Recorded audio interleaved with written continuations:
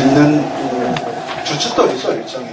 다리를 놓았다라고 해도 될 것 같고요. 혹은 그 이론적 토대를 마련한 분들이라고 말씀을 드려도 좋을 것 같습니다.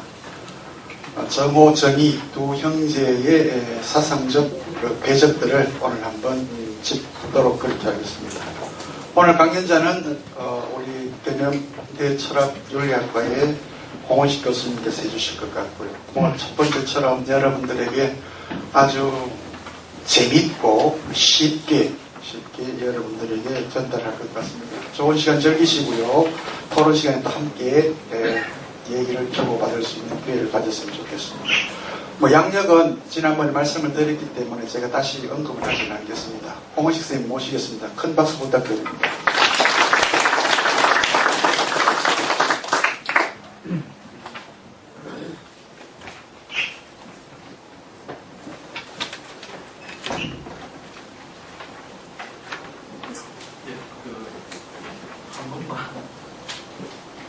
한 번만 나오는 게 관련돼 또 나왔습니다. 또 나와서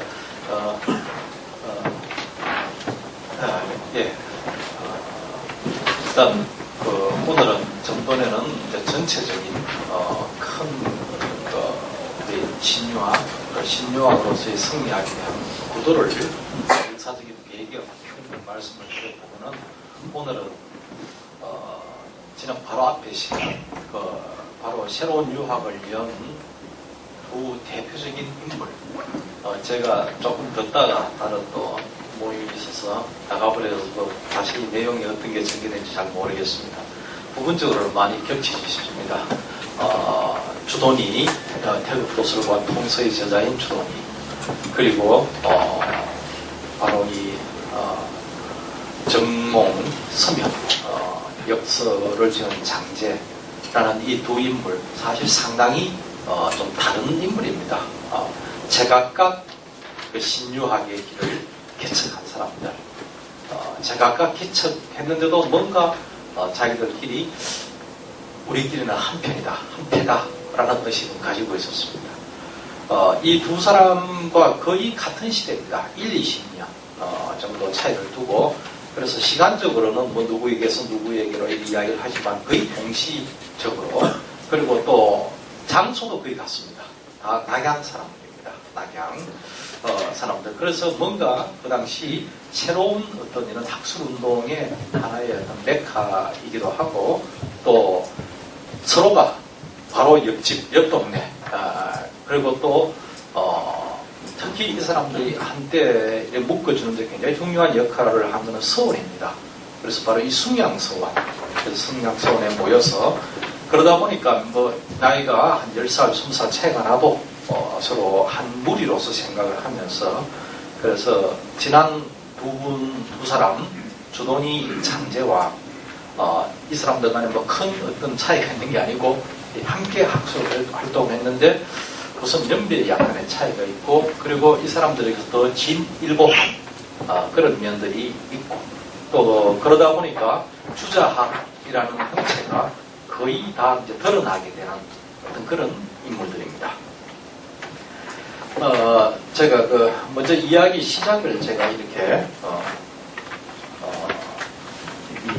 송명성리학의 전개를 어떻게 볼 것인가 이게 특히 이 이점 바로 이 정호와 정희 이 두 사람을 이야기할 때 굉장히 중요한 그게 되는 이유가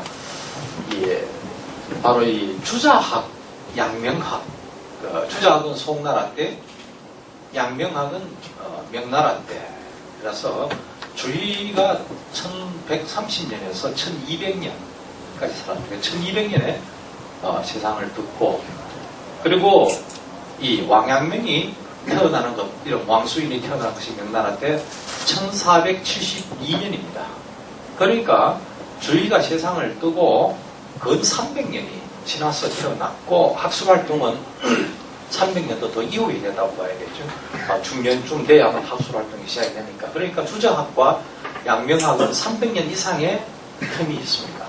그러나 우리가 이제 그걸 붙여서 주자학과 양명학, 승리학, 주자학과 승리학이고 하는데 저는 거기에 대해서 반대를 합니다. 저는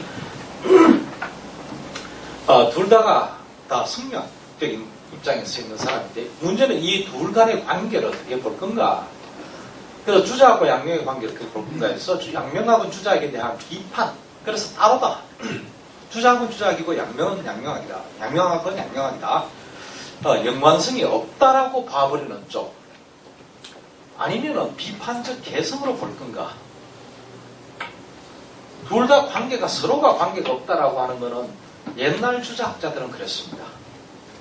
양명학은 천하, 이는 이단이다 라고 하니까 갖다 소리 하면 안 되겠죠.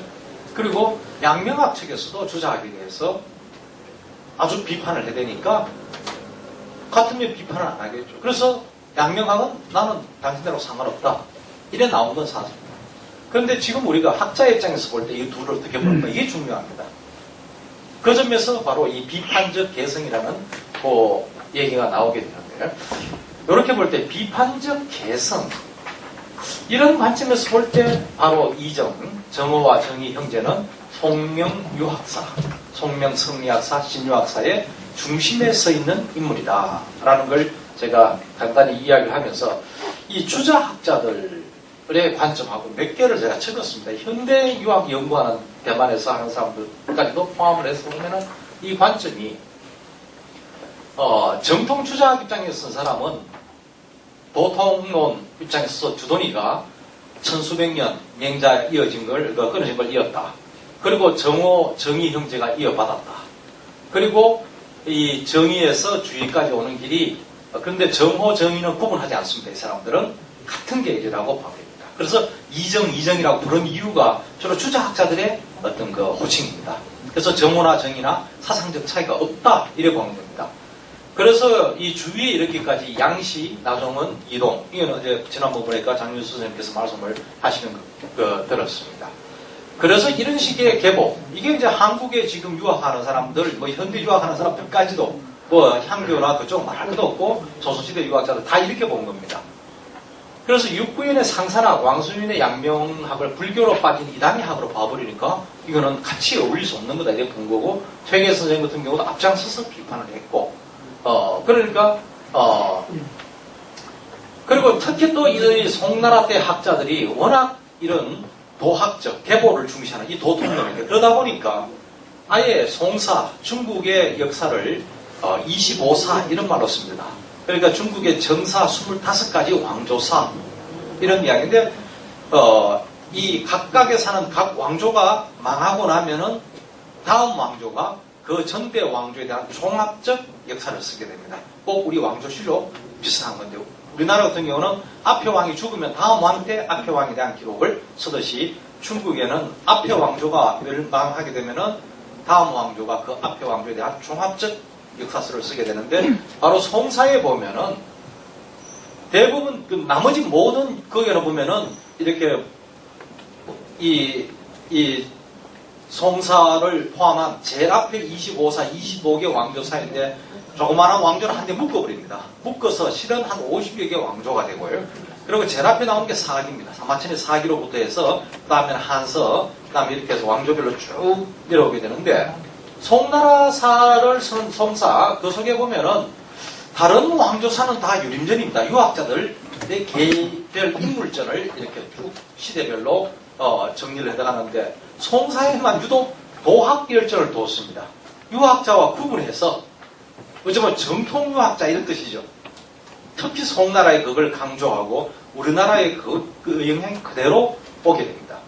바로 이 이제 도학열전에도 뭐 이런 식의 관점, 우리나라 유학자들 퇴계 선생님들 율곡이 다 똑같습니다. 이런 관점을 기본적으로 보고 있습니다. 그런데 양명학을 한 사람, 양명학자들 어떻게 생각하면은 공자맹자에서 바로 왕수인 같은 경우는 내가 공자맹자를 그대로 이어받았다고 이야기를 해요. 그러니까 북송오자 이야기했던 주돈이 뭐 다 날아가버리고 그리고 주의도 물론 날아가고 육구연도 날아갑니다. 육구연도 말하지 않습니다. 실제 학자들은 육구연학으로 이렇게 붙여서 유광학 하는데 왕수인 자신은 나는 맹자를 직접 계산한 사람이다. 이렇게 이야기를 해요. 그런데 우리가 현대 학자의 눈에서 보면 아무래도 육구연의 학을 많이 계승한 것 같아서 왕수인은 맹자를 직접 계승했다 하지만 육부연을 개성한 거다. 그래서 육왕학 이렇게 부르는 게 지금 일반 우리 학계에서 그렇게 보고 있습니다. 그런데 문제는 이렇게 양명학이 이렇게 그 후예들로 가게 되면 제가 요 밑에 양명 좌파 우파 이야기를 했는데 이 양명학이 우파와 좌파에서 양명학 후예들로 가게 되면 갈라지게 됩니다. 일종의 급진, 레디칼 계열은 좌파라 이렇게 붙이고 우파라 붙이고 사실 양명 우파란 용어는 좌파란 용어는 중국에서 나온 용어고 우파란 용어는 제가 쓴 용어였습니다. 근데 좌파 우파를 워낙 싫어해서 논란이 많았습니다. 그래서 레드 컴플렉스죠. 좌자마다 남이 싫어하는. 학문적으로 이 좌파라는 것은 어디로부터 더 급진적으로 갈 때 우파는 좀 회귀하거나 그랬을 때 이 두 사람 이 계열을 보면은 주자학과 양명학의 차별성을 더 강화시킨 쪽으로 간 게 좌파입니다. 더욱더 멀어져 버립니다. 그런데 우파 같은 경우는 주자학과 양명학의 접점, 공통점을 확보하고 그걸 굉장히 노력하는 쪽으로 가는 게요. 이 두 개의 확연히 갈라지고 바로 이 좌파의 대표적인 인물이 그 호가 타고 이타고 아주 별난 인물입니다. 결국은 제 명대로 못 죽는 사람이죠. 책 이름 또 분서 뭐니 해서 장서 감춰버려야 될 책, 내놓지 말아야 될 책, 책 이름 또 분서 불태워버려야 될 책, 자기 책 이름을 다 그렇게 갖다 붙여놨습니다. 결국은 자기는 감옥에서 자결하는 걸로 그걸 냈습니다. 그 일군의 학자들, 바로 우리 임진왜란 전후에서 활동한 학자입니다. 우리나라 임진왜란 명나라 장군들이 굉장히 많이 들어옵니다. 그때 다 선조에게 양명학을 수용하라고 압력을 넣습니다. 그런데 중국에 바로 그 당시 양명학이 굉장히 성할 때 그 중심에 섰던 인물들입니다. 그런데 이 양명우파는 그러한 양명 좌파에 대해서 굉장하게 비판적으로 바라봅니다. 그러면서 분명히 양명학과 주자학과 양명학과 차이가 있지만 그게 공통점이 있고 다시 회귀해야 되고 접점을 찾아가야 된다. 좌파는 이거는 완전히 그러니까 이탈해나가버리는 어떤 성학으로부터 이탈해 간다. 이런 관점을 가졌던 사람인데 이 황종이라는 사람이 이런 문제의식을 가지고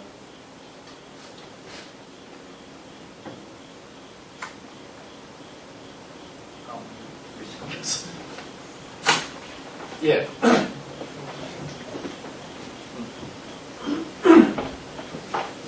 여기에 보면은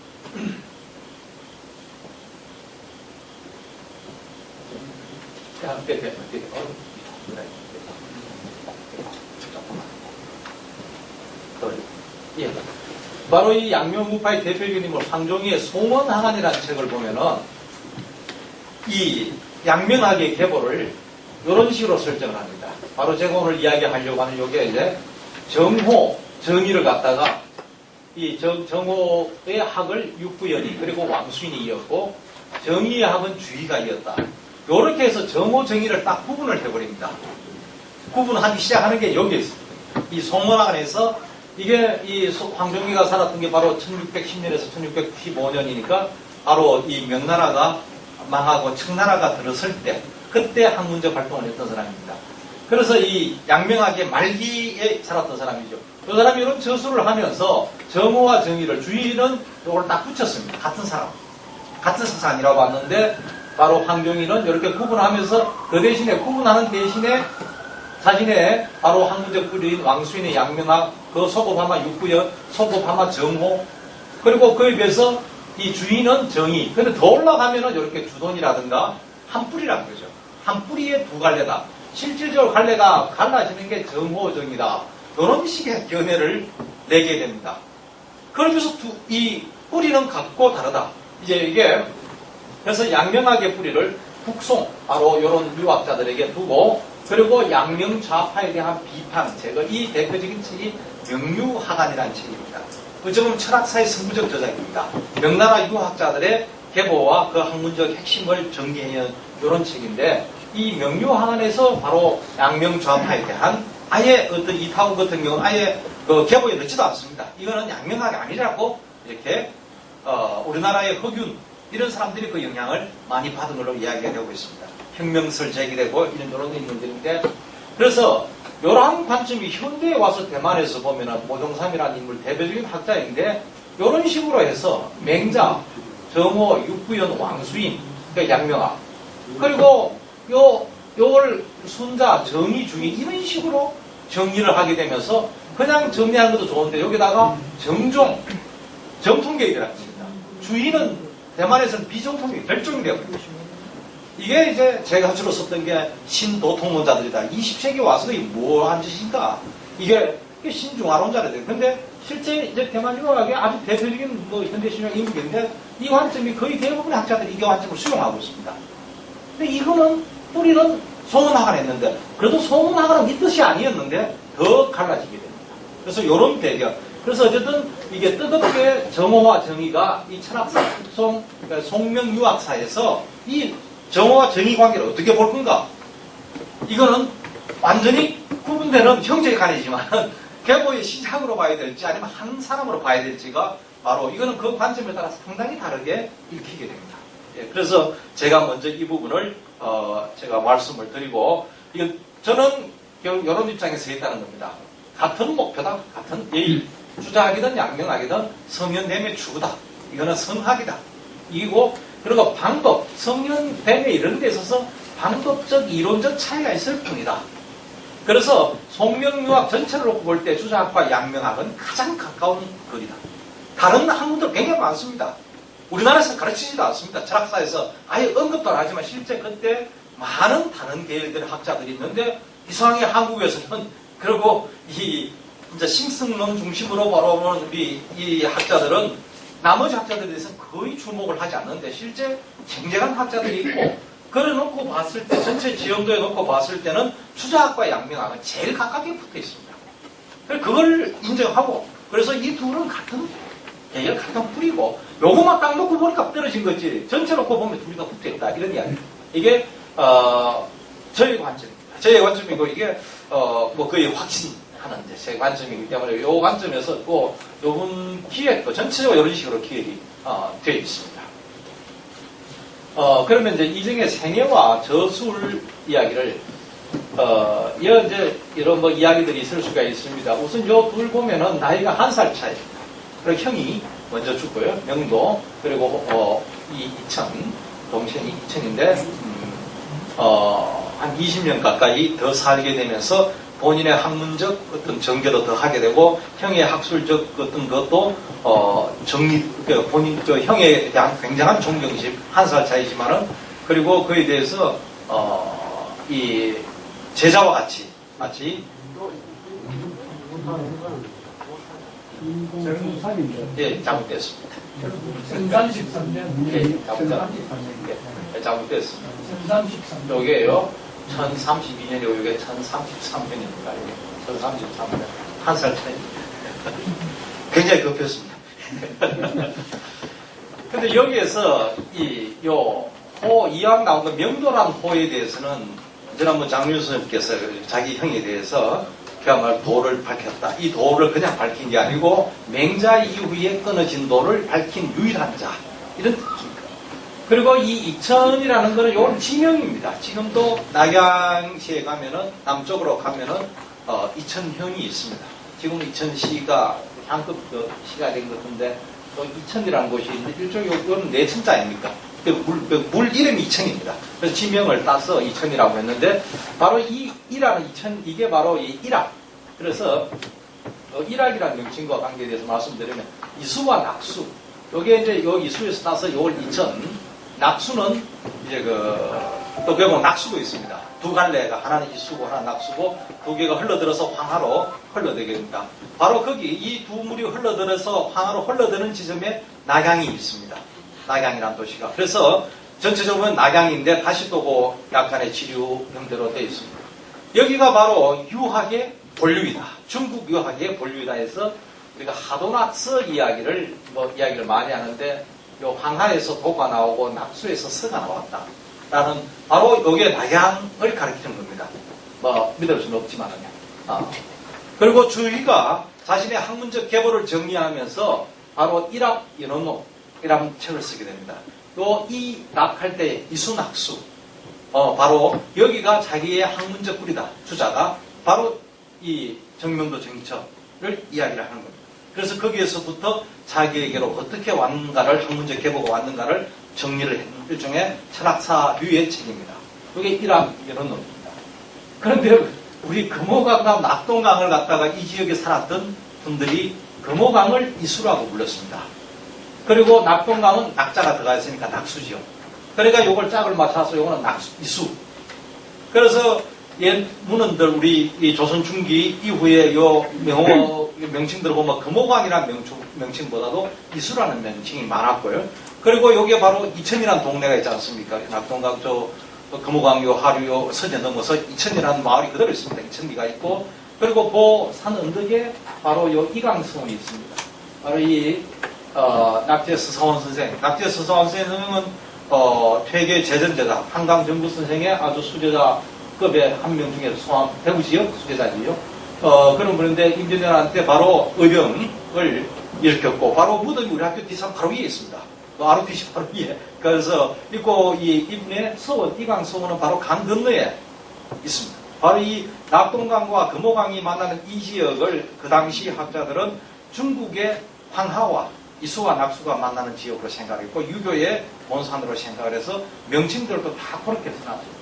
그래서 요 강 건너가는 요게 한옥 하나 있는 제실도 일학수당입니다. 이런 일학수당 보시면은 그래서 왜 이수라고 썼는가? 금호강을 이게 정의천하고 쭉 관계돼서 유학의 본원, 권류 이런 의식을 갖고 있는 겁니다. 두 사람 간에 한 살 차이인데 이 기질상 차이 이야기를 굉장히 이야기합니다. 이게 그래서 이 학문 간의 차이가 있는가 없는가? 사람부터 다르다. 한 살 차이고 같이 공부하고 평생을 그렇게 지냈는데도 아예 타고난 게 다르다. 이렇게 이제 이야기를 그래도 추자학 쪽에서는 다르지만 학문은 같다고 보고 양명학에서는 봐라 사람부터 다르다. 학문부터 다르다. 이런 식으로 이제 읽어내는데 조금 밑에 내려가면 나옵니다만 왜 이렇게 헷갈리게 되냐 하면은 그러면 이 사람 측봉되고 이 사람 측봉될 거 아닌가? 이게 그렇지 않습니다. 이 두 분의 기록은 한 책에 들어가 있습니다. 구분도 안 돼 있고. 그리고 한 책에다 넣은 분이 바로 주의가 이 하남 정시유서. 하남은 이제 그 황하남 쪽에 바로 이천을 가리키죠. 정시는 이 두 형제. 그리고 그 남겨놓은 글들을 편집해내면서 그리고 이정문집, 이정전서 이 구분이 안 되게 해놨습니다. 그러니까 이게 형의 글인지 동생의 글인지 구분이 안 돼서 더 논란이 많습니다. 그러니까 추자학을 지금도 공부하는 사람들은 이 둘을 구분하지 않고 그대로 저도 그렇습니다. 별 구분하지 않고 썼는데 양명학 쪽에서는 축을 하고 구분하고 있습니다. 요거는 정명도글, 요거는 정의천글 아무 증거가 없습니다. 그런데 내용을 읽어보고 사상적인 거 보고 또 위치를 보고 서로 연결해서 요거는 정명도글로 봐야 된다, 이천도로 봐야 된다. 이게 현대 양명학, 대만 쪽에 선 사람들의 아주 이거는 사활이 걸린 문제입니다. 그 작업을 하는데 우리나라 학자들은 뭉쳐서 그냥 이정 주장학 입장에서가 있기 때문에 지금 현대 학자들의 학문 태도도 거기서 차이가 발생하고 있습니다. 이 기질상 차이를 이야기할 때 많이 드는 이유가 이겁니다. 두 형제가 굉장히 고관의 일종의 식사 초대라 할때 만찬 초대를 받아갔는데 거기에서 연회가 있었던 모양입니다. 그래서 아주 젊은 여자가 춤추고 노래하고 막 그런 이제 그 뒷자리에 있었던 모양, 공연이 있었던 모양이에요. 그런데 그 형인 명도는 아주 관심있게, 재미있게 하여튼 봤던 모양입니다. 그런데 그 모습이 동생 정의천 눈에는 너무나 싫었던 겁니다. 도학을 한다는 사람이 이런 참 고관이 부르니까 할 수 없이 왔지만은 이 뒤에 공연까지 저렇게 넋을 잃고 바라보는 그 모습에 대해서 동생이 굉장히 마음이 상했다. 그런데 집에 올 때까지 꽁했던 겁니다. 그럴 수가 있나, 형, 당신이. 그래서 참다 안 돼서 다음날 드디어 이제 말문을 열었습니다. 형한테 그에 대해서 일종의, 불만 섞인 질문을 한 거죠. 그럴 수가 있나? 우리 이 유학을 공부하는 사람이 그럴 수가 있나? 이렇게 하니까 그때 형 명도가 대답을 했던 게, 나는 그때 전혀 그러니까 마음을 두고 보지 않았다. 그냥 마음을 두고 보자. 그냥 받는 거예요. 뭘 받는지 모르겠습니다만은 그냥 받고, 그리고 내가 그에 대해서 봤다는 사실도 모르겠고, 근데 너는 아직까지도 그걸 보고 있나? 거꾸로 역전됩니다. 나는 그때 볼 때도 본 게 아니고 이미 본 사실도 잊어버렸고, 이게 이제 심부재언, 내 마음이 거기 있지 않았다. 근데 너는 아직까지도 그 마음 상해하는 것과 더불어 아직 네 머릿속에 그 장면이 그대로 이렇게 재현되고 있느냐. 참 이렇게 해서 대화가 끝납니다. 이 대화가 일화가 있는데, 그래서 흔히 형 정명도는 굉장히 틀렸다. 그리고 이 그립김이 없다. 굉장히 좀 넓은 탁 트인 이런 그에 비해서 이 정의처럼 꼬장꼬장한 아주 어떤 그 분명, 정확, 분석 이런 인물로 대비되는데, 사실 이런 오화들을 그 지난 시간에 양씨 제자가 찾아와서 정문입설 이야기도 있었습니다만은, 이 정문입설도 사실은 선불교에서 많이 있는 이야기거든요. 선생이 그 참선 중이라서 제자가 문 밖에서 기다리는데, 몇 시간을 기다려도 꼼짝을 않고, 또 선생이 그러고 계시니까 그걸 흐트릴 수 없어서 그냥 기다리고, 그러면 뭐 몸 좀 풀고 올까, 좀 쉬다 올까, 뭐 한 대 피고 올까, 안 되고 그 자리에 있어서 그대로 기다리는 이 모습이 이제 그 당시에 참 양씨라는 인물과 이 정의라는, 정의천이라는 인물의 스승과 제자 관계라든가 여러 가지를 넓힐 수 있죠. 근데 실은 그런 이야기는 선불교에도 있습니다. 그런데 방금 이야기했던 것도 선불교에서도 이야기를 많이 합니다. 그 스승인 성녀와 제자인 이제 갓 입문한 어린 성녀가 같이 뭐 기생집에 놀러 갔다가 선생이 너무 좀 품위 없이 뭐 그렇게 해서 기생하고 그런 거예요. 그래서 정신 얘처럼 마찬가지로 이제 선생한테 이 일을 제기했더니만은 스승인 스님이 한 이야기가, 내려놔라. 너는 아직까지 기생 얻고 있나?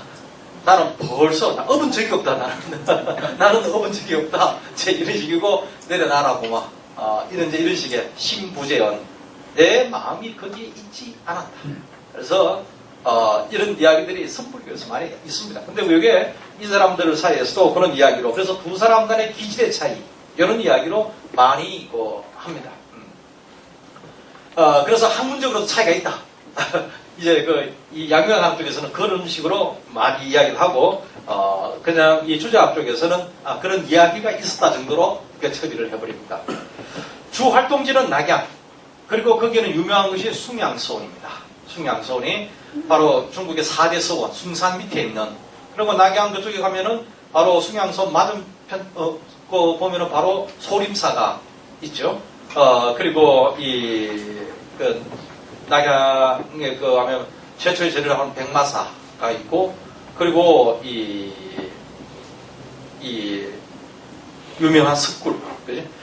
석굴이 중국의 3대 석굴 이야기할 때 도낭, 그 다음에 윤강과 더불어 용문석굴, 그래서 룽은 석굴이 거기에 있습니다. 그래서 낙양에 가면은 쭉 한번 둘러보는데 이 숭양서원은 빼먹는데, 사실 유학사에서는 엄청난 위치를 갖고 있습니다. 바로 이 이정만이 아니고 이 사마광이라든가 이 국북당, 이 사람들이 주로 이 숭양서원을 중심으로 활동을 하고 해서 실제 이 신유학의 발상지라고 볼 수 있습니다.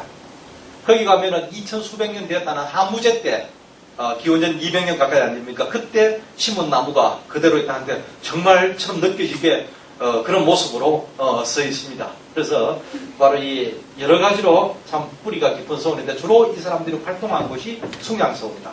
정치적으로는 구법당의 입장에 섰는데, 이때 바로 왕은석이라는 인물이 신법이라는 새로운 개혁 정치를 시행할 때 그에 대해서 반대편에 섰던 인물이죠. 그래서 이 신법당이 잡을 때는 물러나 있고, 구법당이 잡을 때는 벼슬하러 나가고, 이걸 되풀이했던 그런 모습을 볼 수 있습니다. 그리고 또 하나의 그때 아주 서로 이렇게 나눠졌던 그게 촉당, 바로 이 파축 지방이니까 지금 사천성, 바로 소동파, 소식의 이쪽 또 단, 그래서 크게 서로 밀고 당기고 했는데, 이 셋 다가 어찌 보면 크게 보면은 유학부흥 운동 분위기 속에서 활동했던 인물들입니다. 그들 간의 싸움입니다.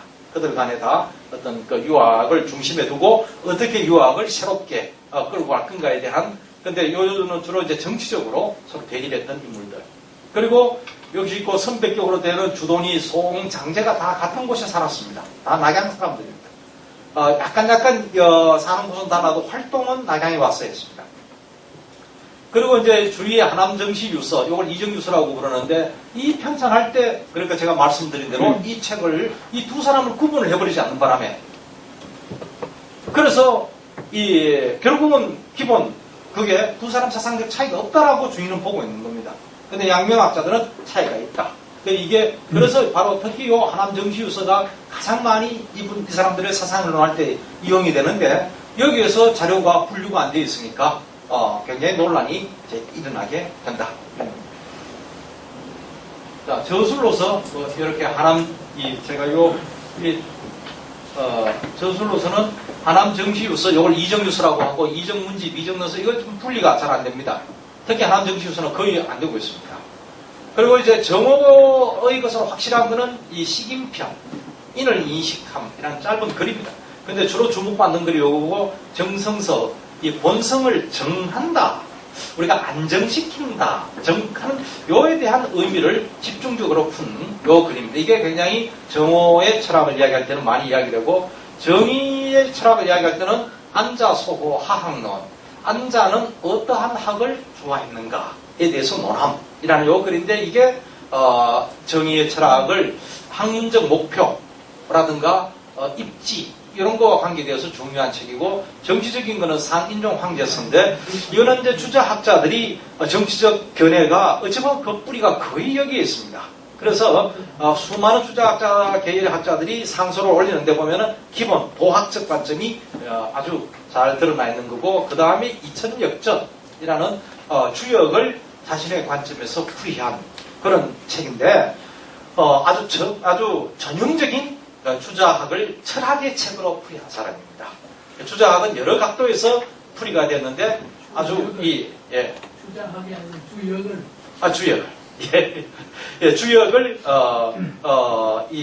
풀이할 때 여러 가지로 풀이할 수 있는데, 정통, 어쩌면 철학. 이게 아주 가장 전형적인 책이 이천역전인데, 많은 사상적인 거는 주의가 특히 정의천의 관점을 수용하는데, 요 주역에 대해서만은 상당히 좀 다른 관점을 수용하고 있습니다. 이게 주역본의, 그리고 주역본의를 좀 쉽게 풀이한 책인데요. 이 대표적인 이 책, 그 주역본의에 보면은, 주인은 이전에 보면은 주역을 해석하는 여러 가지 시각이 있지만, 가장 대표적인 게 흔히 상수역에서 거기에서 어떤 거가 좀 더 빠져나면 점수로서 이해될 수도 있고, 한 어떤 그런 이 정통역으로 바라보면은 좀 자벽 비슷한 겁니다. 그러한 어떤 그걸 상수역이라 한다면은, 이천역전에서는 상수역은 철저하게 배제하고, 그것이 갖는 철학적 의미, 도덕적 의미 중심으로, 그래서 의리역이라고 부르는데, 그런데 정의천의 가장 정통 개성자인 주의가 이 주역에 대해서만은 다른 입장을 좀 취합니다. 바로 주역본의는 요거 역전의 관점과 더불어 이 상수역의 관점을 합성을 시키고 있습니다. 그러는 상수역으로 좀 기울어진 듯한 이런 느낌도 듭니다. 그래서 이게 우리가 이 정의천과 주의, 그래서 정주학 하는데 어디가 같고 어디가 다른가 할 때 제일 크게 차이점이 발생하는 부분이 주역에 대한 입장. 그래서 요 두 책, 이천역전과 주역본의의 차이점을 많이 이야기를 합니다. 자, 그럼 이정의 철학으로 가서 보면은, 이 정오 정의를 나눠보았습니다. 일단 확실히 정오것이라고 이야기되는 부분들, 그리고 정의것이라고 이야기되는 부분들을 중심으로 해서 여러분들도 한번 보시고, 이 두 철학을 각게 갖다 붙여야 될지, 떼서 이해하는 게 좋을지, 이거는 이제 저는 큰 차이도 없다고 저 개인적으로 그래 보고 있습니다. 근데 어쨌든 제가 말씀드린 대로 양명학을 하시는 분들은 이게 차이가 있다라고 하는데, 저도 차이가 있기는 한데, 그러니까 이 차이를 완전히 두 사람을 칼라 놓을 만큼의 차이로 볼 수 있는가? 저는 이제 그런 관점인데, 꼭 주자학 입장에 서서가 그래서 그런 게 아니고, 이제 요거는 이제 참 애매한 부분이 있습니다. 그거는 한번 같이 한번 보시면서, 보면 어떻게 했나 싶습니다. 제가 이거 자료들을 몇 개를 뽑은데 정의처는 도저히 너무 많아가지고, 제가 제목만 겨우 달아왔습니다. 우선, 정명도를 한번 보면은, 이런 말을 합니다. 한번 읽어보고 이걸 한번 분석해보는 거예요. 천리라는 것은 하나의 도리가 더욱 깊게 공부된 것일 뿐이다. 요임금 때문에 존재하지도 않고 거림금 때문에 없어지지도 않는다. 그래서 이 천리라는 개념, 이 천리라는 개념을 일단 제기를 합니다. 이게 주자학에 등장하는 데 있어서 굉장히 중요한 공자, 맹자의 유학은 하늘의 이야기는 거의 없다고 보면 됩니다. 거의 희미한 정도로 비치는데 어찌 보면 주자학은 천이라는 이야기로부터 시작을 하고 그것도 그냥 천이 아니라 천리, 그것도 천리가 아니라 또 천자마저 떨어져 나가는 리라는 개념으로서 주로 사용하게 되는데 그에 대한 이러한 개념의 사용과 이러한 의식의 변화, 이런 작업을 직접 수행했던 인물이 바로 정호정의 형제입니다.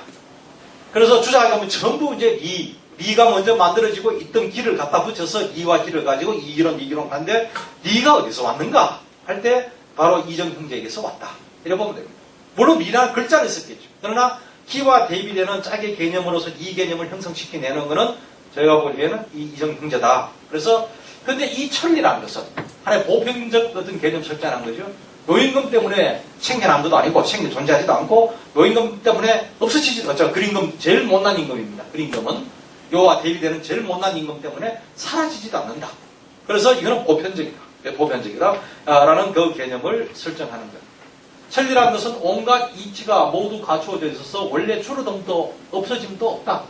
그리고 늘 보편성에 대한 이거를 이야기하는 이런 대목. 그리고 천이란 리이다. 해서 이 부분, 그리고 신이란 마물을 신명하게 하는 것을 말하는 것이라, 재란 일을 주재하는 황제할 때 상제, 이런 것인데, 이런 식 개념을 제기하면서 뭔가 이제 주자학에서, 존재하는 모든 것을 하나의 개념으로 묶어낼 때, 다름으로 이해하면 모두가 다르지만, 하나라는 관점으로, 하나의 창틀로 뭔가 우리가, 인식을 한다. 대상을 인식한다 할 때는 우리식으로 뭔가 마치 우리가 음식을 먹을 때 내 입에 들어가게 크기를 만들어야 되듯이 모든 그걸 갖다가 딱 묶어서 내가 딱 알아먹을 수 있도록 틀에다 넣어서 이해를 하는 거예요. 그래서 바로 이 리라는 개념을 이 사람들은 만들어내서 이 삼남하성의 차별성 넘어 본질적 동일성을 확보하는 개념으로 리라는 개념을 만들어내기 시작합니다.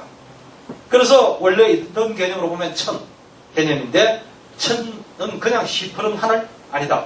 그리고 종교적인 의미의 하늘 아니다. 천리다. 그게 천이입니다. 그럼 천이라는 의미도 자꾸 붙어있으니까 천자가 붙어있으니까 자꾸 엉뚱한 다른 생각을 한다. 천자마저 떼버려라. 리라는 개념이 가장 깨끗하게 깔끔하게 그런 개념입니다. 그래서 리만 취해서 그러면 리만으로 이 존재하는 모든 것이 설명되는가? 이건 동일성의 이야기입니다. 모든 존재는 이로부터 왔다라든가 이런 식으로 설명을 하는데 개별적인 사물들의 차별성은 뭐로 설명할 건가? 이걸 기라는 개념을 갖고 옵니다. 그래서 모든 사물은 리와 기라는 두 가지가 결합되어 있다. 이런 하나의 사고를 만들어내는 중입니다. 요게 주자학에 가서 주의에 가서 완전히 이제는 굳은 하나의 이론 체계로 굳혀버리는 겁니다. 그래서 이미 여기에서 그런 것을 만들 수 있는 재료들을 거의 만들어내고 있다는 이야기입니다. 그 다음에 도적 성에서 여기서 도가 곧 성이다.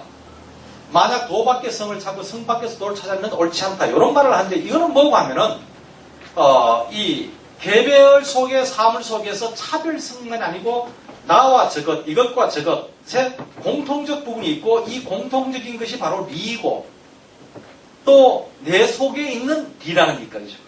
그래서 천리 이거를 도라는 개념으로도 끄집어서 연결을 그러니까 이 사람들이 새롭게 자기들의 용어를 만들어서 철학을 한 게 아니고 이전에 있던 경전 속에 있던 용어라든가 내용을 가져와서 자기식으로 가공해서 자기 철학을 전개하는 겁니다. 그거 왜 그렇게 하는가 한번 물어보면은 안 그러면 당장 하는 이야기가 당신이 유학자인데 마음대로 개념을 만드냐는 거예요. 나는 내가 마음대로 만들지 않았다. 이미 공자께서 말씀하신 그 논어속에 나오는 것이다. 어디에 나와? 주역에 나오는 거다. 이런 식으로 이야기를 합니다. 그러니까 유학자로서 경전을 덮어놓고 제쳐놓고 자기가 자기 철학의 개념을 만들어서 전개하면은 이거는 아예 그 학문 자체를 할 수 없는 그런 사회였습니다. 그러니까 내 말이 내 주장이 아니라는 거죠. 공자님의 맹자의 원래 생각이다. 진짜 생각이다. 이런 말인 거예요. 그래서 그 개념을 가져와서 근데 사실 다시 보면은 그 사람 생각인데 개념을 가져와서 마구 쓰니까 현대 우리로 볼서는 얼마나 헷갈립니까? 이게 진짜 공자 생각인지 해석한 사람의 생각인지가 계속 동양 철학이 지금 부딪히고 힘든 부분이 그거고 긴 시간 보내기 안 맞다 그 내용 이 책 저 책 다르다 이런 온갖 논의 몇백 년 논의 거기서 발생된 겁니다. 어차피 지금 와서 그거 다 틀어버려야 됩니다. 다 틀어버리고 다시 볼 때 이 사람이 지금 뭘 말하고 있는가 뭐 주역이 뭐라고 말해 이거는 별 필요가 없는 거예요. 실제 이 사람이 말하고자 하는 게 뭔가를 보고 이 개념을 이거를 어디에서 이렇게 해석해서 빌려왔구만 이렇게 해석하면 되는데 지금 각도를 바꿔버리면 진짜 주역에서 진짜 뭐 이런 식으로 되어버리면 이거는 영원히 그 흔들린 걸 풀어낼 수가 없습니다. 그래서 요 지금 도적성 요 개념을 뽑아내는 건 뭐가 하면은 이제까지 공자나 이 맹자는 이야기가 인간만 차별적 인간들만 이야기하게끔 묶어줄 개념 필요가 없는 겁니다. 그런데 여기 와서는 불교와의 어떤 대립이라든가 이론적 극복 과제를 수행하면서 보편적 개념을 설정하고 이 보편이 개별 사물 속에 다 내재해 있다. 그래서 각각의 사물은 따로인 듯 하지만 어찌 보면 다 한 뿌리다. 이런 걸 말하고 싶은 거예요. 그래서 따로면 전부 지식각각 지 마음대로 돌아갈 수 있는데 그렇지 않다. 질서 정연하다. 보편적 법칙이 적용하고 있다. 그래서 개별자의 입장에서 보면 어떻게 되겠습니까? 개별 속에 보편이 다 들어와 있다. 이런 말을 하고 싶은 거예요. 그래서 이전에 천리 개념이 없을 때는 이게 성립이 안 됐는데 이미 요 성 개념은 있었단 말입니다. 맹자의 성선설이고 뭐고 또 개별자로서 다 있었는데 보편적 개념이 설정 안 됐는데 이렇게 천리 이런 개념을 만들어서 보편적 개념을 만들고는 이게 도입니다. 이게 도로 딱 붙여가지고는 이 보편적인 것이 개별자 속에 다 들어가 있다. 이런 개념으로 이제 만든 게 도적성이고 이게 바로 저기선에 가면은 성적리로 모양이 바뀌게 됩니다. 성적리로. 그 성적리는 주장하게 제1명제처럼 그래서 내 속에 하나를 개별자 속에 보편자가 존재한다. 그런데 완전한 형태가 아니다. 가능성이다. 의역적으로는 출발점이다. 근거다. 이 정도이죠. 그래서 본질적으로 같다. 적이라는 요 개념이 적이라는 개념이 뭐뭐는 적, 뭐뭐다. 이렇게 우리가 그대로 쓰지 않습니다. 쓰는 개념이 똑같다는 이야기는 아니죠. 그러나 다르지도 않다는 이야기. 다르지도 않고 같지도 않다. 뭔가 내적, 본질적, 근본적 연결성이 있다. 이런 식의 개념으로 요 적이라는 요는 이제 주자학자들은 성경리 요 불교에서 온 용어입니다. 그대로 보면은 뭐 큰 힘도 아니고 이건 그대로 들고 온 개념입니다. 양명에 가면은 심정리 이런 개념들이 적이 뭘까? 이 사람들이 적을 통해서 표현하고자 하는 게 뭘까? 이런 거를 잘 이제 집어내야 됩니다. 그래서 이 깝깝한 이야기입니다.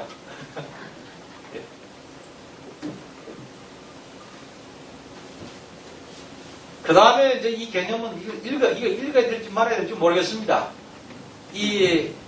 제가 훗날 이제 많은 또 논란을 일으키는 개념이고, 이거 자체가 아직까지 정명도가 뚜렷하게 아직 자기의, 그러니까 후대 입장에서 볼 때는 개념이 덜 정립되고 굉장히 혼선을 보이는 부분도 있고, 그리고 굉장히 오해를 불러일으킬 수 있는 내용들도 많고, 바로 이제 생지위성, 성적기, 성에는 성과 악이 있다, 이런 말들을 마구 하는데, 자세히 나중에 자료를 가서 읽어보시면은, 이거 읽고 나면은 이게 이 중간 말은 한번 읽어볼까요? 맹자는 사람의 성은 선하다고 말했다. 이른바 이 중용에 나오는 게죠. 솔성지위도, 수도 지위교, 천명지성, 솔성지위도, 수도 지위교, 여기서 나오는 도를 있는 것을 성이다란 요 말은 물이 흘러서 이렇게 아래로 가는데 이런 비유를 합니다. 이거 불교에서 많이 하는 말인데 모두 물이지만 흘러서 바다에 이르도록 끝내 오염이 없다. 오염이 되지 않는다. 오염됨이 없다. 근데 어찌 이렇게 오염됨이 없는 게 번거롭게 사람의 힘으로 그렇게 오염 안 되도록 한 것이겠는가? 저절로 이제 그렇게 된 것이다. 어떤 것은 근데 흘러가다 멀지 않아 바로 흐려지고, 어떤 건 흘러 꽤 오래 지나 비로소 흐려진다. 어떤 것은 많이 흐린 것도 있고 어떤 것은 적게 흐린 것도 있다. 맑고 흐림이 비록 같지 않을지라도 흐린 물은 물이 아니라고 할 수는 없다. 흐린 물도 물은 아니라고 할 수 없다. 이제 이런 물과, 그래서 우리가 물과 물 자체는 맑은데, 그런데 우리 현실적 물들은 보면은 순도 100의 물이 아니라는 거예요. 뭐 오염이 어느 정도의 차이도 있겠고, 또 무엇으로 오염된 것도 있겠고, 뭐 이런 식의 또 오염됐다가 변해가는 것도 있겠고, 그러면 우리가 순수 물 자체만 물이라 해야 할 것인가? 오염된 물은 물이라고 하지 말아야 할 것인가? 에 대해서 정명도 같은 경우는 여기에서 바로 원래 맑은 것이 물이긴 하지만, 그러나 흐린 물, 탁한 물도 물이라고 하지 않을 수는 없다. 이때 물이라는 게 선한 본성을 이야기하는 겁니다. 선한 본성. 그런데 현실적으로 인간이 선한 본성을 다 가지고 있다 하지만 현실적으로는 천차만별하다는 거예요. 그러면은 그 본성, 이미 흐려진 본성은 성이라고 해야 될까? 하지 말아야 될까? 그게 원래 성 그 자체라고 해야 될까?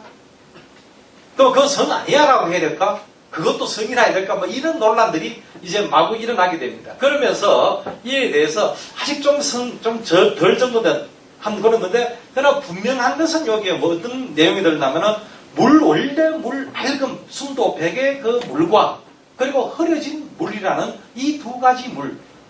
그러면은 이걸 인간 본성으로 말하면은 순수 100% 선한 성과 상당히 선악이 혼재되어 있는 그 성, 이 두 가지 성, 이런 관념은 이미 생기고 있는 거예요. 그러나 용어는 만들지 못하고, 그러나 둘 다 물은 물이다. 이 정도까지만 이야기를 하고 있습니다. 이게 장제에게서 보면은 이제 이런 말하고 바로 요거를 인간의 본성에게는 천지지성과 이 기질지성이 있다.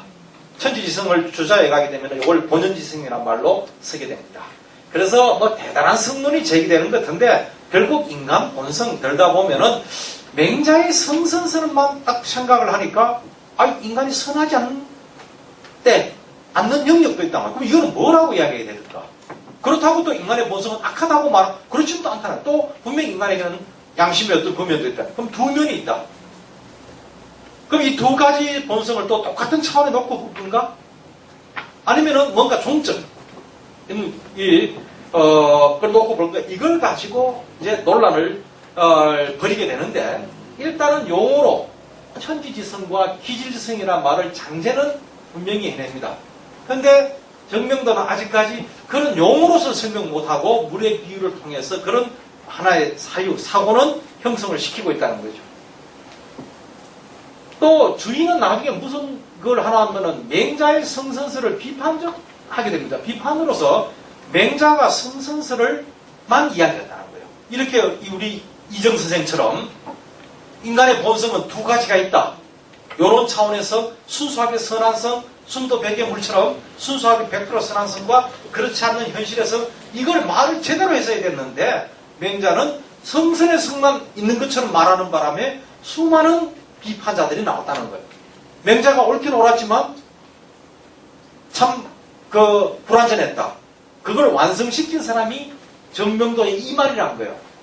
이런 식으로 또 좀 어거지처럼 또 해서 이게 막 이런 덕지덕지 막 만들어집니다. 이게 그래서 이정의 성유선악설 이것도 자칫 읽어버리면은 아예 성은 선한 게 있고 악한 게 있다 이런 이야기가 아니라 두 청차가 있다.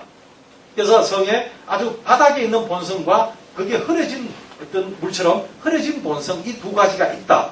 정작 진작 맹자가 그렇게 말했어야 성론에 대한 논란이 없었을 건데, 선한 본성과 이야기하는 바람에 이렇게 시끄럽게 인간 본성에 대한 논란이 일어났다.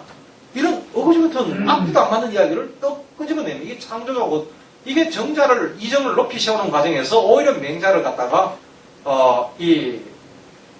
좀 이상하게 해석하면서 부정시켜버리는, 그것도 100% 부정도 아니고. 그리고 여기서 말하는 요 악이라는 것이 우리가 선과 대비되는 악인가, 다른 문장들을 읽어보면 그게 아닙니다. 선의 결여가 곧 악입니다. 선과 대립하는 악은 존재하지 않습니다.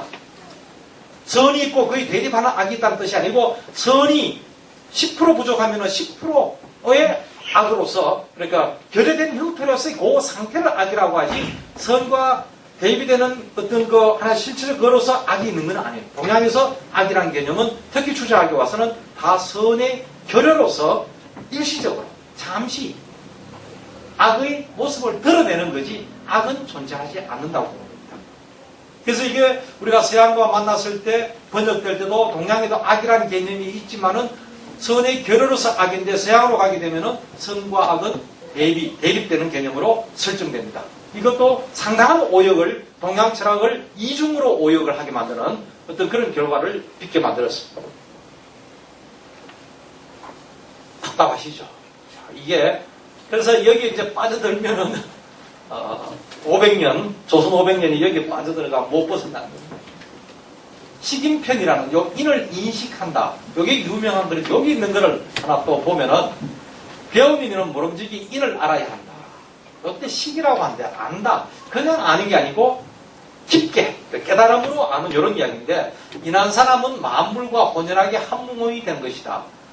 의, 예, 지, 신이 모두 인이다. 이 이치를 알아서 성과 경으로서 그것을 간직할 뿐이다.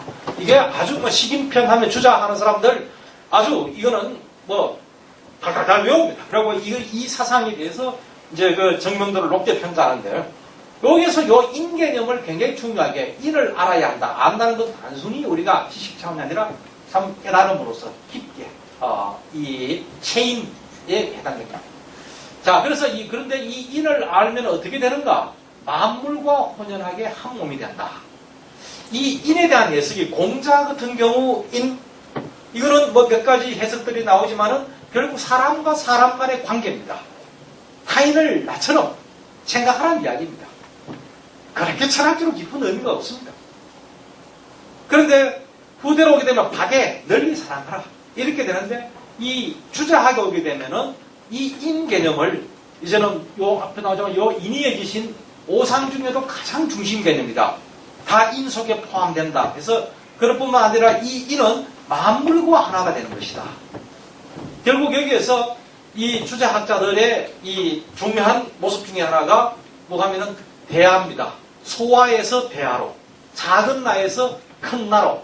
그래서 나뿐만 아니라 모든 사람들을 나아가서 만물을 내 몸처럼 하나로 인식해야 된다.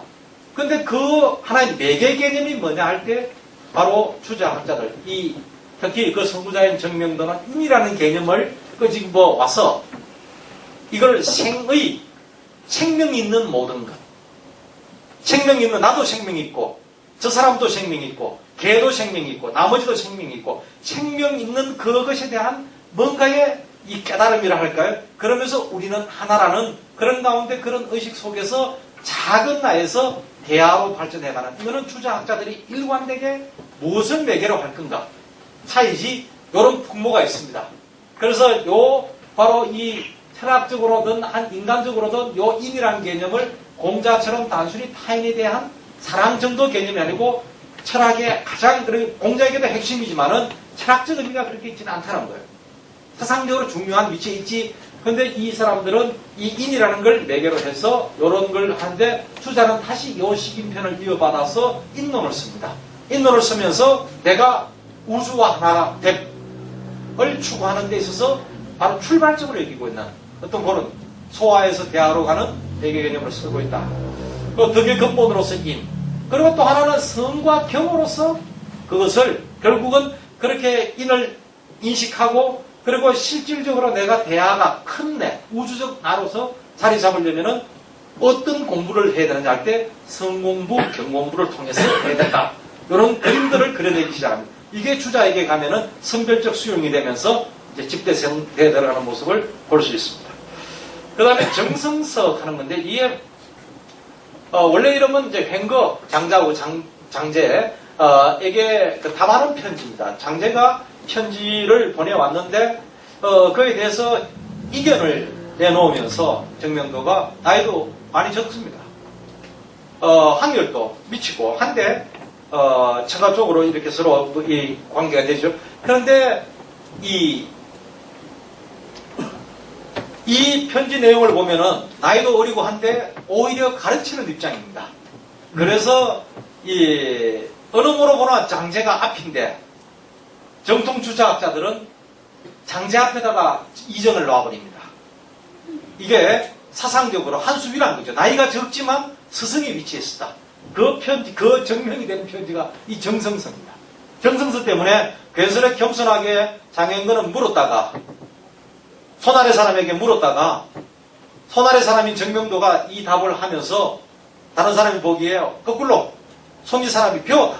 그래서 스승제자 관계가 바뀌어버립니다. 바로 이 글인데 여기서도 보면은 이제 결국 인간 본성 공부를 어떻게 할 건가 해서 핵심이 요 정입니다. 정. 요 정한다 할 때 요 정성서 할 때 요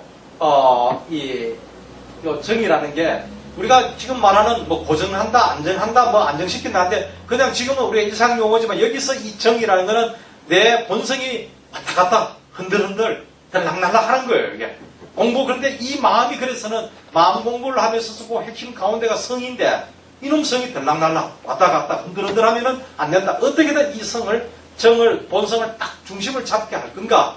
요 이야기입니다. 이 정성서인데 그래서 이 장현거 같은 경우는 아무래도 이 정성함도 움직임이 움직이지 않을 수 없다. 그러니까 이게 아무래도 이 정이라는 글자가 동정할 때 이 동 개념에 좀 치우치는 게 아니냐 이런 이야기입니다. 근데 그에 대해서 정명도는 이야기를 할 때 이렇게 동역정, 정역정.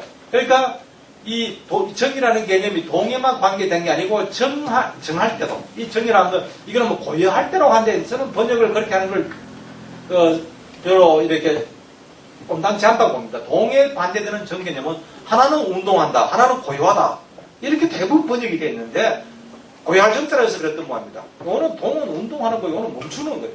정지입니다. 운동과 정지가 그래서 이 운동과 정지가 끊임없이 일어나는데 그에 따라서 내 마음도 끊임없이 움직이는데 근데 그러면은 아니면 흔들리면 안 돼.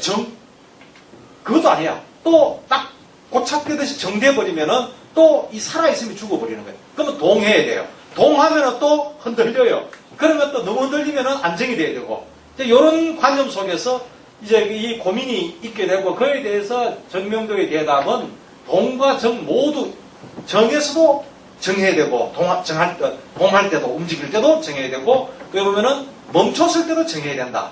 정이라는 개념은 동과 정을 관통한다. 다 관계되어 있다. 이런 식의 답변을 하는 겁니다. 그러니까 우리가 그냥 안정 멈췄다면은 됐어 가라앉았어 멈췄어 됐어 이게 아니고 그것도 또한 문제가 된다는 거죠.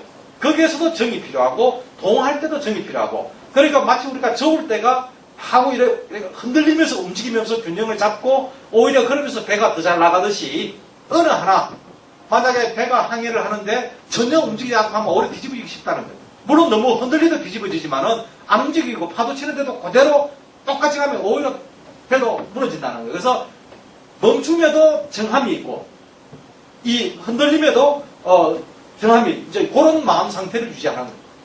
그래서 여기서 그 말을 하고는 또 유명한 말이 옵니다. 화견대공이 물리순어. 결국 이 정명도가 이야기하는 게 외물과의 관계. 결국 사람의 마음은 바깥 사물로부터.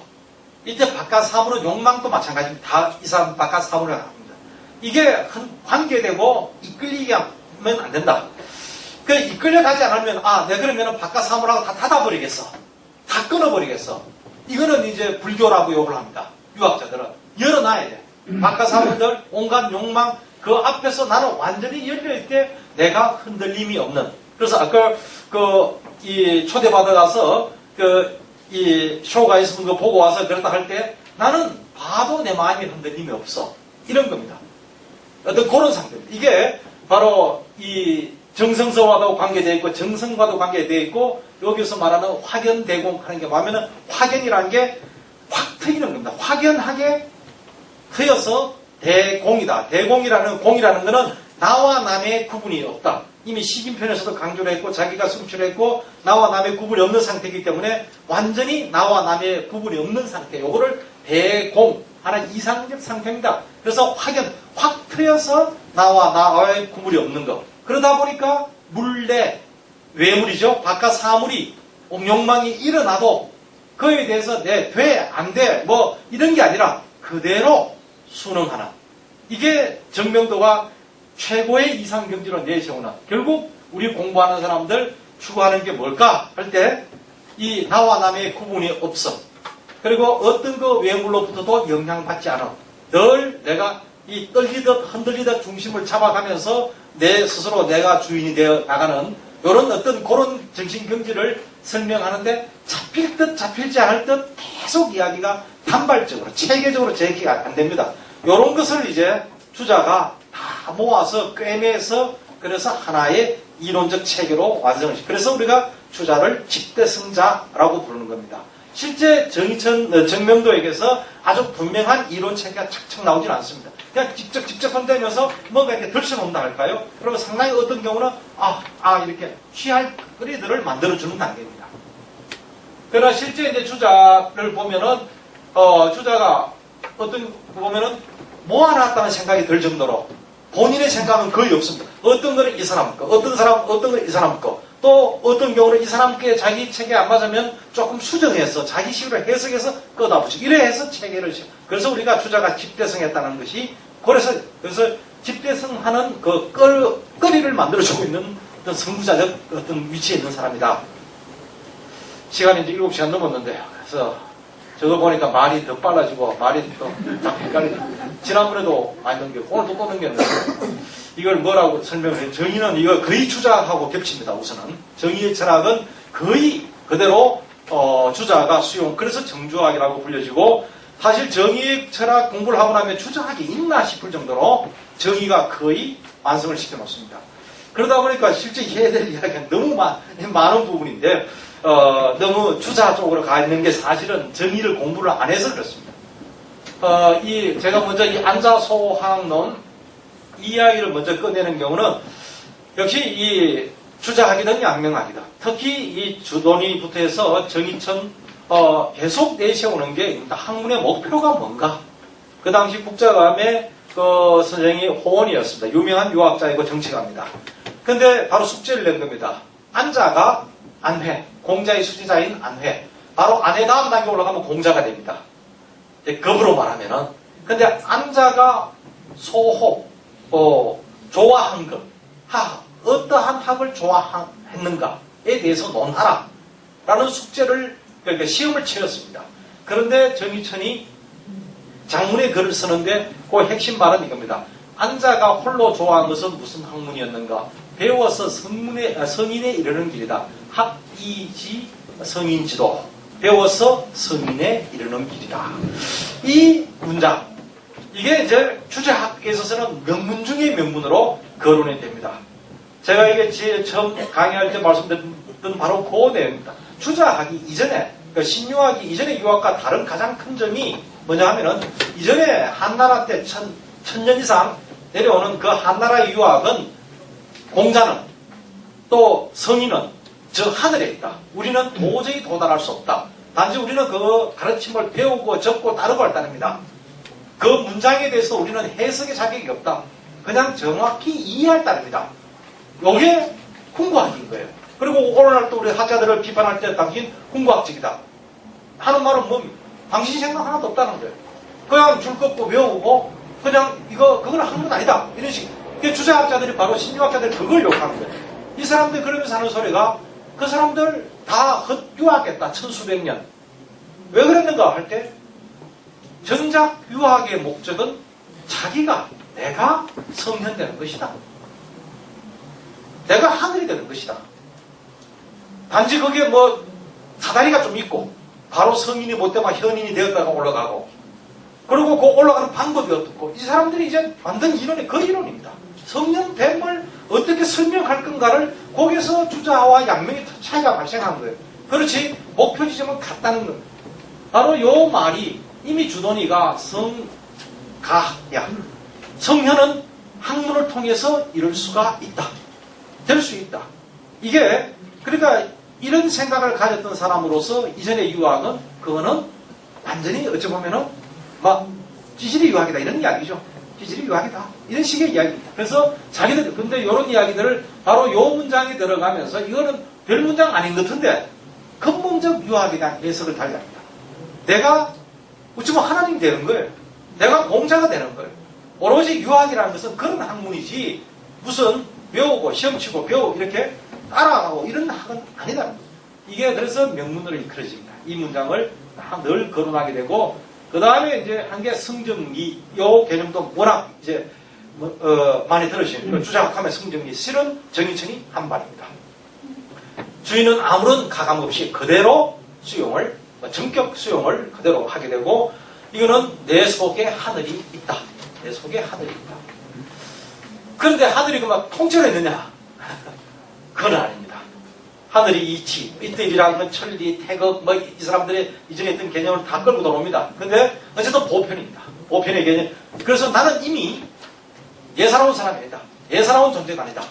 사실 이거는 개개의 존재에게 보편을 내재시킨다는 것은 아주 동양 철학의 특징이죠. 불교도, 도교도, 도가 철학도, 또한 유학도. 사실 유학이 아니었어요.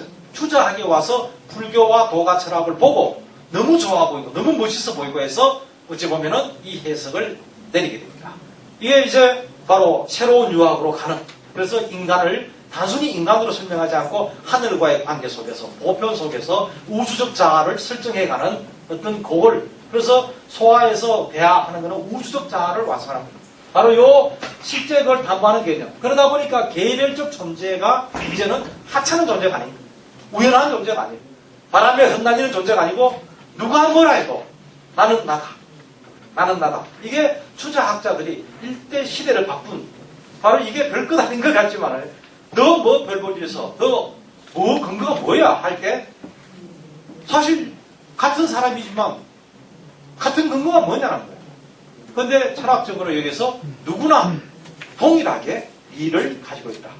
선한 본성이 바로 그 리다. 이게 성적 리입니다. 그런데 비슷한 말로 등장하는 게 양명학에서는 심적 리 이래 나오게 되죠. 이걸 이야기 나왔으니까 이야기를 양명학에서 이야기를 할 수 있겠지만은요. 어찌 보면 그냥 성일이다, 이치밀이다 뜻이 아니고 그러면 그건 별 의미가 없습니다. 주자학에서 성경리는 내 속에 하늘이 있지만 그거는 출발점입니다. 엄청난 공부를 해야 됩니다. 엄청난 공부를 통해서 그것을 현실화, 실현시킬 수 있다. 그런데 양명학에서는 그렇지 않습니다. 이미 나에게 충분하게 하늘이 있다. 내 속에, 내 마음속에 하늘이 있다. 내가 바로 하늘이다. 이런 이야기입니다. 심정이나. 그러니까 공부가 아주 적어도 되죠. 주자학자들이 보기에 아주 위험한 사람이죠. 니고 내고 간에 마치 뭐 토굴에 들어앉아서 몇 년 면벽하면 내 도통했다는 것처럼 뭐 좀 공부하면 내가 성인이다. 내가 성인이다. 이런 이거는 아주 성인을 넘겨라는 거다. 이렇게 보는 거예요. 주자학자들이 보기 위험하다. 이래 해서 양명학을 심정리를 비판한 이유가 그래서 이 양명학에서는 여기 나오는 게 심의 무리 이런 말들을 합니다. 이미 내 속에 충분하게 더 이상 내가 다른 어떤 밖을 내다보면서 공부할 필요 없다. 내 자신 속에 내 성찰의 공부만 해서 충분히 성인이 될 수 있다. 조금만 노력하면 된다. 얼마든지 될 수 있다. 이게 심정리. 근데 이 주자학의 성정리는 될 수는 있지만 무지무지 어렵다. 거기서 주자학과 양명학이 갈라지게 됩니다. 예, 그 다음에 요 리일부수설 요것도 이 정인천에서 제시가 돼 나오는데 주자가 적극적 개성을 하게 됩니다. 그리고 이 심성론 이런 것들 이론적인 내용들 제가 여기서 보여드릴 거는 이런 내용들이 주자학에서 다 나오게 되는데 다음번에 이게 정인천에게서 거의 다 이미 제기되었던 전문대에 나왔던 개념들이라는 게 리일부수 요 이야기라고 하면 리는 개별 사물 속에 있는 리와 그리고 그 개별을 넘어서서 근원적인 리 그래서 리일의 리와 분수 개별 사물로 나누어지고 특수하다 할 때 그러지 않습니까? 그 속에 있는 리와 그것을 초월했는 그 리가 이 두 개 바로 리일 분수설을 제기하게 되는데 이 리일과 분수 이런 이게 장제 서명을 해석하면서 나온 개념이고, 근데 이게 정의천에게서도 그렇지만 주자에게 가게 되면 이거는 이제, 아주, 그러니까 이 이론에 있어서 기본 바탕으로 설정을 하고, 이 보면 존재하는 우리 현상 속의 모든 사물이 완전히 사라져도 마지막 남는 게 항상 한 어찌 보면 리의 어떤 원리의 세계만 존재하는데 근원적 리와 개별화된 리라는 이 리만 남게 될 것이다. 이제 이런 식의 근데 이걸 여러 가지 비유해서 하늘에는 하나의 달이 있지만은 이 지상에는 수많은 물속에 달이 있다. 이게 월인청강이죠. 월이 청강, 뭐 청강도 좋고 망강도 좋습니다 하는 말은 수많은 물속에 그 달이 비치는데 본질적으로 동일하다. 우리가 다른 각도에서 보면은 그건 진짜 달이 가짜 달 아이가. 근데 여기서 비유는 그 달이 바로 그 달이다. 라는 그런 비유로 많이 이제 쓰이게 되는데, 요 리일 분수 이야기가 아마 추자학에서 이야기가 많이 되는데 이미 정인천에서 시작됩니다. 그리고 심성정 관계 이야기도 이미 시작이 됩니다. 심은 뭐고 성은 뭐고 정은 뭐고 이미 성도 두 차원의 성 이야기했지 않습니까? 아주 100% 순도성, 선한성, 그리고 때묻은 성 이야기도 했고, 그러면 성은 그렇다면 또 정은 뭔가? 또 그렇다면 심은 뭔가? 이런 어떤 개념을 하나하나 쪼개서 실제 맹자나 순자는 좀 두루뭉술하게 이야기됐는데 하나하나 개념 정의를 하게 되고 하다 보니까 또 서로 아구가 맞는 거예요. 그래서 또 관계를 다시 정돈해보고 거기서 논쟁이 발생하는 게 4단 7종 논쟁 이런 겁니다. 그게 그러니까 차라리 자기가 개념을 만들고 설명했으면 좋았을 건데 있는 개념을 가져와서 설명하다 보니까 원래 개념하고 불일치, 하나는 이어서 가고 하나는 저어서 가오니까 이것저것 간에 불일치, 이런 불일치가 일어나니까 그에 대해서 완전히 정돈된 어떤 논으로 만들려고 하니까 서로 견해 차이가 발생하는 이런 어쩌면 참 불필요한 논쟁이죠. 참 불필요한. 그런데 그걸 걷어버리고 보면은 이 사람들은 뭘 말하려고 하는데 참 이렇게 불필요한 걸 이 사람들로서 할 수 없었지만은, 근데 지금 와서도 그걸 따라다니면서 계속 해석하면은 정말 학문 에너지 다 소진, 낭비하는 그런 꼴이 될 수도 있습니다. 그래서 이 심성론에 대한 논의가 나온다, 거의 다 나온다는 것. 또 하나는 이 지와 행의 문제가 거의 다 나옵니다. 바로 완성된 인격의 성견이 되기 위해서는 둘 다 필요하다. 이런 이야기 아닙니까? 이 둘 다, 이 지와 행 다 필요하다. 그럼 당연한 거 아닌가? 안 그랬습니다. 이 주자학자, 이 사람, 이 정의천이 오기 전까지는 지에 대해서는 전혀 인정을 하지 않았습니다. 누가 모르냐는 거예요. 이 사람들의 관심은 도덕인데, 도덕적 관심, 이거 가슴에 손을 집으면 다 아는데, 이러는데, 이 정의는 이런 말 합니다. 행난, 지, 영난. 행하는 것도 어렵지만, 아는 것 또한 어렵다. 제대로 아는 것은 정말 어렵다. 그래서 행만 이야기해서 될 것이 아니라 행과 더불어 지를 반드시 함께 이야기했는데 이게 중국 철학사에서 처음 이제 지의 영역이 등장하는 겁니다. 지의 등장입니다. 자, 그래 되는데 그러면 지와 행의 관계가 어떻게 되는가 해서 선지후에 지는 우리가 길을 걸어갈 때 앞에 비치는 불빛과 같다. 그리고 앞을 비춰서 갈 길인지 아닌지 험한지 안 한지 알아야 갈 수 있지 않느냐. 또 우리가 낙양을 간다 할 때 낙양이 어디부터 자라야 낙양 갈까요? 아무튼 나가면은 낙양 갈 수 있나 이런 식의 이야기를 하는데 이게 단순한 선우의 문제인지 아니면 비중까지도 둔 이야기인지, 비중까지 둔다면 경중이 되겠죠. 그래서 주자 같은 경우도 이게 좀 애매해서 선으로 말하면은 지선후행인데 경중으로 말하면은 지가 가볍고 행이 중하다. 근데 정의천인들 그랬겠습니까? 결국 도덕 철학자인데 도덕적 실천이 덜 중요하다 소리는 안 했을 겁니다. 근데 오히려 주자가 사족을 난 게 아닌가 이런 생각이 듭니다. 그리고 이제 요 같은 문맥에서 지와 행 요걸 이야기하면서 이제 이런 말 합니다. 진학, 이제 치지, 함양수, 용격. 그래서 이 우리 성현에 이런 데는 두 가지 공부가 필요하다.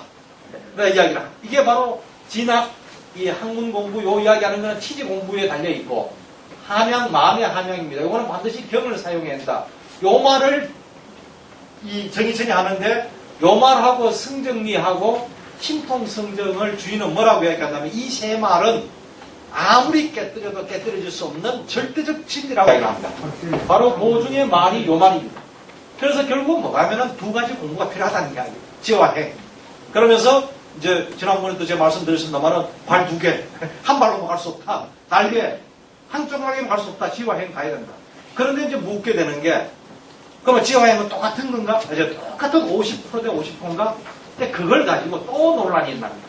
그리고 지의 문제를 가지고 또 논란이 일나고 행의 문제를. 그런데 일단은 요 두 가지, 지를 등장시킨 거, 그리고 선지후행 말한 거, 그리고 이 두 가지가 반드시 필요하다는 것까지도 이야기하는데 오늘 주의가 그대로 개선을 해갑니다. 그리고 경물치지, 요 지의 영역과 관계돼서 경물치지론이 나오는데 이 경물치지라는 말씀 많이 들어서 대학에 나오는 경물치지인데 이 해석을 놓고 정말 해석이 안 돼서 아주 젊은 날부터 세상을 떠날 때까지도 이에 대한 수정을 합니다. 주인은. 그리고 그것이 참 말되지 않는다. 그걸 느꼈는지 어쨌든 주인은 그래서 지금 우리가 대학 장부를 보고 있고 그 주위의 해석본 대학을 보고 있는데 이에 대해서 주위가 죽고 난 뒤에 양명학에서는 이거 어디에 엉터리 같은 거짓말을 하느냐 제일 뜨거운 논란이 일어납니다. 아니 이 경물치지 대학의 해석을 놓고 그러니까 주자는 어떻게든 이 정의철이 지를 굉장히 중요성을 강조했고 그리고 그 경전적 근거를 찾으려니까 대학으로 간 겁니다. 경물치지인데 도무지 경물이란 말이 해석이 안 된 거예요.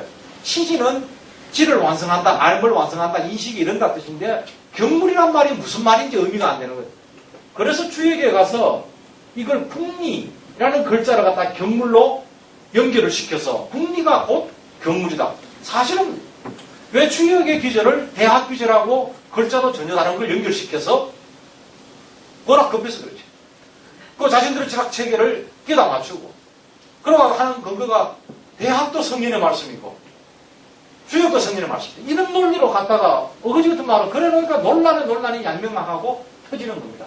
터지면서 결국은 정물국리로 해석되는데 사물에 나아가서 그 이치를 탐구함 이런 식이 됩니다. 사물에 나아가서 그 이치를 탐구함 이게 아마 주자 양명 간에 가장 격렬한 논쟁이 일어나는 부분인데 왜 성현의 책을 함부로 글자를 바꾸고 순서를 바꾸고 잘라 없애고 없는 글자를 백수십 글자를 밀어넣고 이게 주의가 대학 장부에서 왜 그렇게 위험을 무릅쓰겠는가 이걸 안 하면 주자학이 성립될 수가 없는 거예요.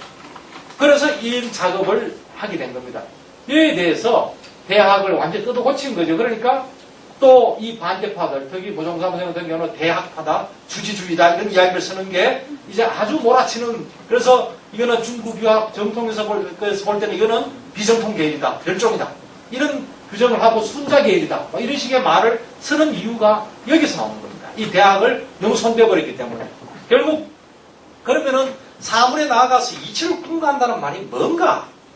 그러면은 그 양명이 이야기한 대로 대나무 나눠놓고 이치 탐구하고 그거는 전혀 아닙니다. 그거는 양명이 주작을 잘못했거나 주자를 놀렸거나 그거고 주자가 말하는 이 경물국리라는 거는 우리가 어떤 살아가면서 수많은 이 도덕적 선택을 해야 되는 상황 도덕적 선택을 해야 되는 상황을 맡게 되는데 이거를 물이라고 부른 겁니다. 물, 사태, 사물이라고 불렀고 그런데 이게 옳을까? 저게 옳을까? 정말 판단하기 어려운 겁니다. 그럼 어떻게 해야 되는가? 무슨 공부를 해야 되는가? 거기에서 경전으로 돌아가라 이렇게 된 겁니다.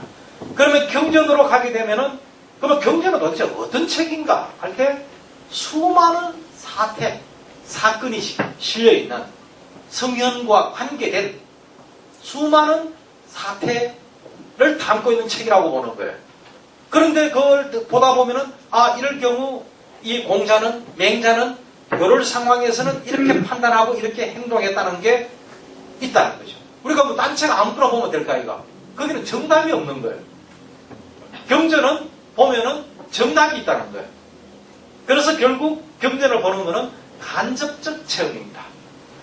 내가 직접 살아가면서 수많은 상황을 만나게 되는데 내가 도대체 방향키를 어떻게 잡아야 될지 모르는데 예비적 공부로서 경전을 보다 보면은 공자는 유사한 상황이 있죠. 이때와 이 상황을 유사할 수 있는 그 상황들이 그래서 상황이 발생하면 너는 어디에? 아마 맹자 어디에? 이런 겁니다. 그러면서 그걸 보면서 아 맹자는 이럴 때 이렇게 판단하고 이렇게 행동했다. 그럼 나도 그거에 따라서 그걸 약간 응용해서 이러하면 이렇게 되겠네. 이게 경물국리 공부입니다. 이게 그렇지 대나무 나놓고 이치삼과 그래서 과학자 됐겠죠. 그러니까 그건 전혀 다른 지금 거의 이걸 그렇게 해석을 못하고 이걸 경전 해석. 근데 이에 대해서 양명학자들은 격렬하게 반대하죠. 이거에 대해서 지 마음대로 해석한다 이런 이야기예요. 이게 그러고 이거 할 건 뭐 있느냐? 성현도 그렇게 판단하고 행동했던 게 본인이 가지고 있는 양심, 양지를 바탕에 했기 때문에 성인의 말이라는 거는 성인의 마음의 입장에 보면 껍데기 지나지 않는다. 껍데기 왜 공부하느냐 이런 식의 이야기예요. 그래서 마음으로 돌아가자. 책 버려라. 어차피 푸트노트에 지나지 않는다. 2차 자료에 지나지 않는다. 각주에 지나지 않는다. 이런 식으로 이야기하면서 이걸 부정을 하게 됩니다. 그러니까 통째로 부정하는 거예요. 지를 중시한 거, 행과 대비시킨 거, 그 다음부터 해서 대학의 이게 대목을 해석한 거, 그리고 경물국리를 해석한 거, 이 모두를 양명학자들은 이거는 다 없애버려요. 없애고 오로지 마음 공부로 행 공부로 가야 된다. 지라는 거는 행의 보조적인 것이고 아주 그러니까 낮은 단계에 그러면 양명학자들 책 안 내느냐 경전 안 내느냐 할 때 정물국리 공부를 하는 게 아니고 성령과의 약간의 선대와의 대화를 하는 정도로 이해를 해요. 대화하는 정도로 해서 아주 그러니까 동등한 인간으로서 약간의 겁이 나는 인간으로서 경전을 매개로해서 서로 대화. 그래서 양명학자들은 절대 주석을 다지 않습니다. 주석이 없습니다. 자기 생각 메모를 하죠. 근데 주자학자들은 주석을 답니다. 이게 차이입니다. 자, 그 다음에 남은 공부가 이제 마음 공부인데 이것도 또 시끌벅적하게 됩니다. 그 마음 공부 어떻게 할 건가? 이걸 가지고 근데 이에 대한 상세한 내용들은 이제 주자학에서 이야기를 할 건데 어쨌든 경을 가지고 공부를 해야 된다. 그리고 경 공부의 내용은 주일무적이다. 이게 이제 정의선이 하는 이야기인데 이 그러니까 경을 가지고 이 경에 대해서도 뭐 되게 경의 철학자 이야기들이 많이 나오는데 이 마음 공부를 어떻게 할 건가 해서 주로 논점이 되는 게 이겁니다. 우리가 이 행과 관계된 것인데 우리가 일반적으로 행이라고 이야기하면은 말하고 행동하는 겁니다. 근데 이 사람들의 마음 공부는 이미 말이 입에서 툭 튀어나오고 행동이 해버리면 그거는 이미 착들어가는 겁니다. 이미 기에 놓친 겁니다. 그래서 사람은 수없이 말을 하고 수없이 행동을 하는데 그때마다 잘못되면 잡아들이고 수정하고는 안 된다는 겁니다. 그럼 어떻게 해야 되는가? 우리의 말과 행동은 다 마음에서 나오는 것이다. 바로 내 마음이 어디로 갔느냐, 어떻게 마음 먹었냐에 따라서 모든 것은 결정된다. 그러면 행의 공부는 어디로 가야 되느냐? 했는 말 잡아들이러, 했는 행동 잡아들이러 바로로 가는 게 아니고 마음을 다잡는 쪽. 요게 이제 그러면 언제 요게 탁 분기점이 생겨날 때 마음 탁 먹을 때 생긴다는 거예요. 마음 탁 먹을 때 생겨요. 이게 의입니다. 의지할 때 의자. 성의할 때 의. 요 마음을 잘 먹어야 된다는 거예요. 마음 먹을 때 약간 잘못 먹으면 완전히 천리 만리로 갈아져 버린다. 그래서 결국 행의 공부는 마음 공부로 하는 데 가고 그럼 이 마음 공부를 어떻게 할 건가? 또 경전에서 뽑아야겠는데 마음 공부를 어떻게 해야 돼? 또 마음은 어떠한가? 마음의 상태는 어떤가? 어느 지점에서 어떻게? 그러면서 논란이 일어나는데 어쨌든 주자들은 경이라는 정인천이 경이라는 걸 저도 어디서 들고 왔는지 왜 들고 왔는지 모르겠습니다. 사실 족보가 없는 거예요 이게. 그런데 그래서 이 양명학자들은 경공부 이거는 완전히 족보 없는 것이다. 이거 말도 안 되는 소리를 한다. 이런 식인데 뭐 주자학자들은 뭐 망고진리로 받아들입니다. 그러면서 경의 의미가 뭔가 할 때 주일무적 이런 말을 쓰는데 그리고 그 다음 학자들은 또 여기다가 의미를 더 부가하고 변형시키고 해서 온갖 이제 이 경의 의미를 만들어내는데 어쨌든 주일 이 무적이라는 개념은 마음을 한 곳에 주로 그러니까 딱 집중해서 전혀 흐트러짐이 없음 이런 뜻입니다. 그래서 이럴로도 저렇게 마음이 이제 여기저기 왔다 갔다 이렇게 하지 않은 딱 마음이 한 곳에 집중해서 전혀 간다는 것은 마음이 가지 않는 겁니다. 주어는 마음입니다. 마음이 한 곳에 집중해서 흐트러지지 않음. 이게 주일무적인데 다음에는 보면은 상승성, 넓게 의성, 그 다음에 수령기심, 흐트러진 마음을 아니면 정제응수, 이런 말들로 의미를 부과해 나갑니다. 그러니까 출발점은 주일무적입니다. 그래서 이런 식으로 해서 이 두 개가 다 이거는 통째로 부정당하고 양명학자들에 의해서 요거는 이거 역시도 이거 부정을 당하는데 그러나 마음 공부는 다른 마음 공부로 대처를 하고 이거는 실질적 거의 무시를 해버립니다. 무시를 해버립니다. 그러니까 격렬하게 논쟁이 일어나는데 그렇지만은 결국 목적은 뭔가? 완성된 인간, 성현대입니다. 천인합의입니다. 그래서 이런 이야기가 거의 정의천의 이야기는 거의 그대로 주의에게로 사실 정의천도 빼버리면 주의기에 뭐가 있을까 할 정도로 주의는 쭉대기입니다. 그런 점에서 정조합 이렇게 예, 이상을 마치겠습니다. 26분입니다. 근데 여기 뭐 화장실도 짧고 하니까 한 5분 정도 휴식 취하고요. 7시 30분에 교양교육대 우리 권상우 박사 진행으로 보는 시간 갖도록 하겠습니다. 예, 5분 휴식 취하겠습니다.